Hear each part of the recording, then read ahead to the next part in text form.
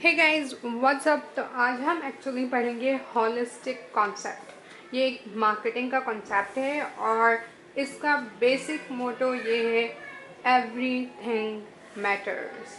इसका मतलब ये है कि आप जो भी करते हैं अपनी मार्केटिंग में, वो जितनी भी चीज़ें हैं, जितने भी अब तक कॉन्सेप्ट पढ़े, ये समझ लें उन सब का एक मजमुआ है, उन सब का एक सम है। आप पूरी मार्केटिंग को एज अ होल लेते हो तो होलिस्टिक। ओके, अब सबसे पहली चीज़, इसके 4 कंपोनेंट्स हैं।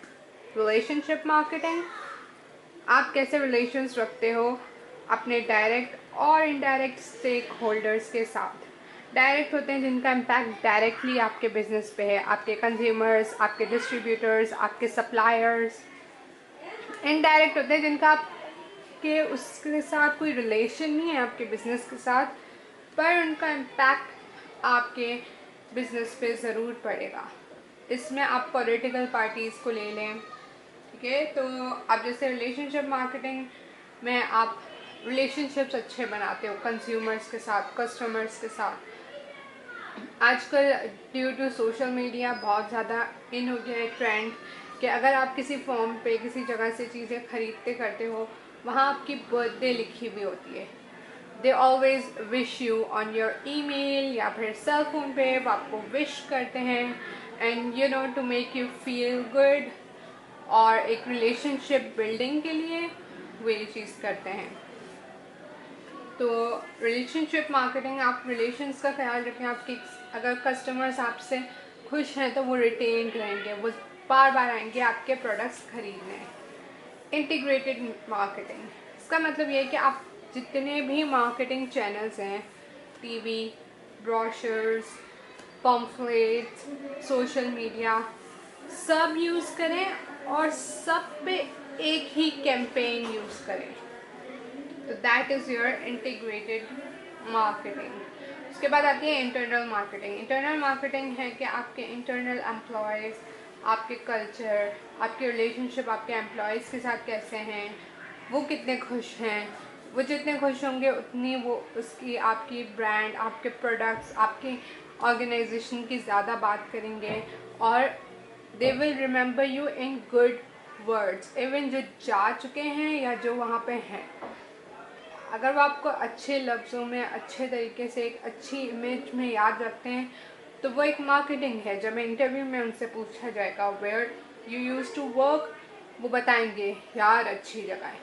कभी कोई उनसे ब्रांड के बारे में डिस्कशन कर रहा होगा about your brand, they will tell it कि यार अच्छा है, वर्क इन्वायरमेंट अच्छा है, जगह अच्छी है।